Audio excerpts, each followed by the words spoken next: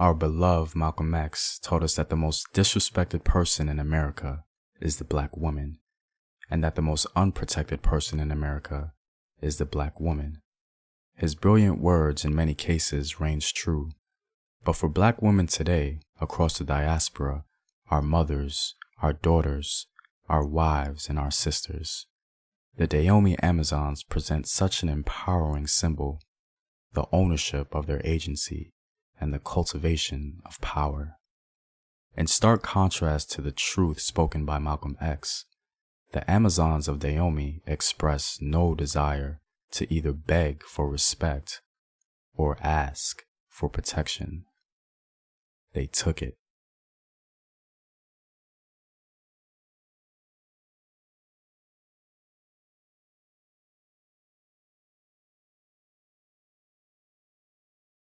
What up, African world? It's Home Team here, and I'm back at it with another video of African history, culture, and worldview. And remember, if you want full access to courses, sources, exclusive videos, or if you just simply want to support the Home Team, you can do so on patreon.com. The link is in the description box below. The history of the Dahomey Amazons is definitely something unique and special as it pertains to African history. There aren't many cases in African history where large regiments of women were consistently used and recruited for warfare. These women warriors garnered so much attention that they even influenced modern-day popular culture. Marvel Studios themselves were inspired by the popularity of these women. Black Panther's Dora Milaje clearly borrows from the Dahomey Amazons in concept, dress, and passion. The outside world became aware of the Dahomey Amazons largely through French interaction. After the French and their African allies, the Senegalese, the Hausa, and the Yoruba, all rallied to conquer Dahomey, they venerated the all-female fighting battalion, proclaiming that the African Amazon warriors gave proof of incredible courage and audacity. The French even went as far to say that their fiercest, most determined adversaries were the Amazons. Most of us know about this encounter between the French and the Amazons, but that was literally the last walk in the sun for the Amazonian warriors, if you will, because their legendary status arose way before then.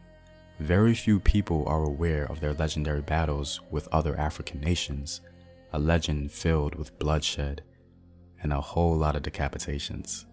Honestly, viewer discretion is advised. There will be blood. But before we get into all that, what exactly is the origin of the Amazons? Well, from what we know, the Dahomey Amazons actually didn't start off as traditional warriors. They were elephant hunters commissioned by the Dahomeyan king Wegbaja, whose original purpose was to supply ivory and meat. The hunting of elephants required some tactics similar to military strategy with ranking officers and such. The first organized Dahomey uniform was one in which the women warriors wore antelope horns, representing officers, as horns were icons of power and rank. Originally, the Dahomey Amazons were called Gebeto, referring to huntress in the Fon language, as the kingdom of Dahomey stems from the Fon people of modern-day Benin. The Gebeto were the original Dahomey Amazon unit. Sources tell us that later on in Dahomeyan history, it was King Kapengla who perhaps officially first raised the Amazon army as a force for fighting, which was around the 18th century.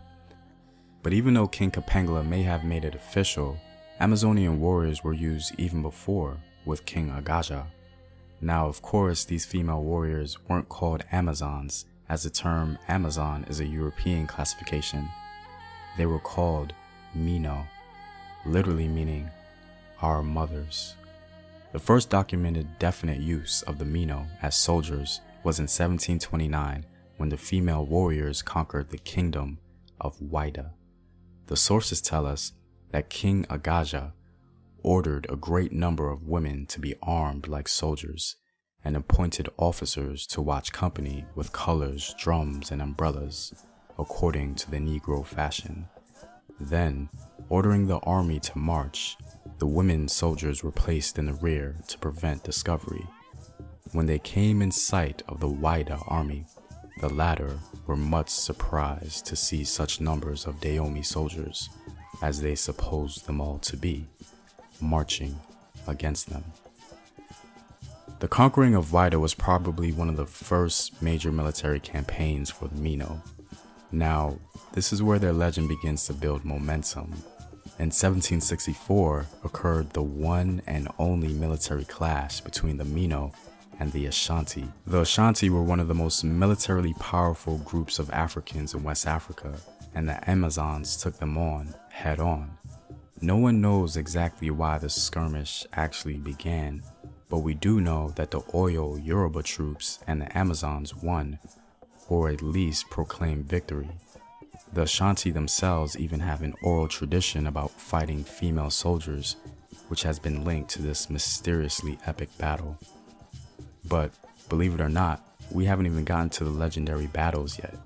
Upon first sight of the Dahomey Amazons, one early European visitor, in classic disingenuous fashion, suggested that the average Dahomey women were of abnormal size, nearly 6 feet tall, and of proportional breadth.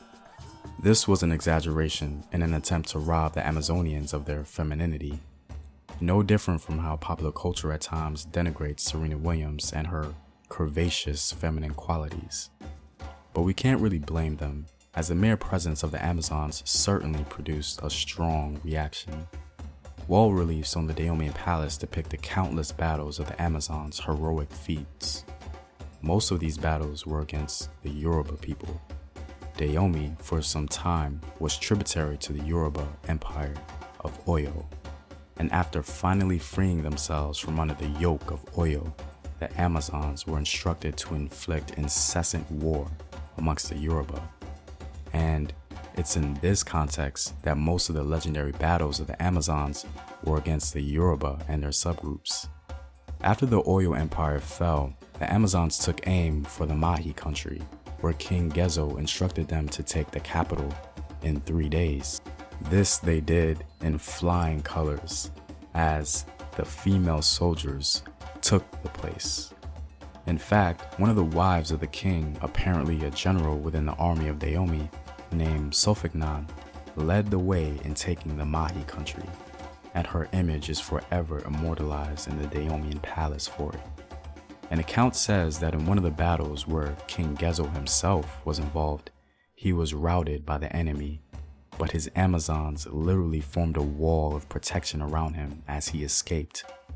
The king owed the salvation of his army and himself only to the heroism of his Amazons, who covered the retreat while losing half their troops. Nothing short of classic warrior culture, a sentiment mirrored exactly by the Dora Milaje in their readiness to die for Wakanda. For the Dahomey Amazons, it wasn't enough just to be warriors. They had to insert some symbols of beauty in their heroic feats as well. The Amazons were well known for singing before the advent of battle, their morality and value system on full display as they sang on several topics, such as their willingness to die for their king, their eagerness to do battle, their superiority over men, their own prowess and valor, the sin of cowardice, and their past and future victories. The king of Dahomey wanted to inflict a devastating blow to the Yoruba by taking their most pivotal cities, Save and Ketu. These cities were the old capitals of the oldest Yoruba kingdoms. According to legend, they were founded by princes from Ife, the very cradle of Yoruba civilization. The taking of Save and Ketu would have been one of the most glorious and redemptive victories for the Amazons against Oyo. One famous Amazon from the Battle of Save is actually known by name, a young woman who gutted a man alive with his own weapon. Her name is remembered even unto this day, Tata Ajache. The conquering of Save and Ketu was not only dark and devastating for the Yoruba, but also for the African diaspora. You see, the taking of Ketu in particular was quite literally the infamous Amazonian victory heard throughout the Afro-descended world. One of the reasons why so many Yoruba and their subgroups were taken to Brazil enslaved was because of their battles with the Amazons. After Ketu was taken, many were sold into slavery. The price for supporting the old Yoruba Empire against the Amazons was either decapitation or slavery. The taking of Ketu was so devastating that even today, it's known as an important city in the religion of Brazilian Candomblé amongst Afro-Brazilians, and whose tradition largely descends directly from the Yoruba. Even the legacy of slavery couldn't wipe out the memorable scorn of the Amazons. A pretty dark history for the diaspora, but nonetheless, it showed the world impact of the African Amazonian warriors.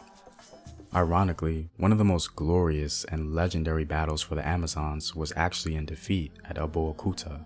Abeokuta was a city filled with old Yoruba allies of the Oyo Empire, and the city even housed some refugees that were fleeing Amazonian attack. The Amazons absolutely hated and despised Abeokuta.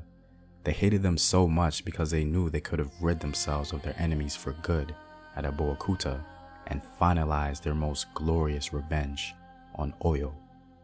The Amazons and their king were so confident that they would take the city that they literally announced their attack twice.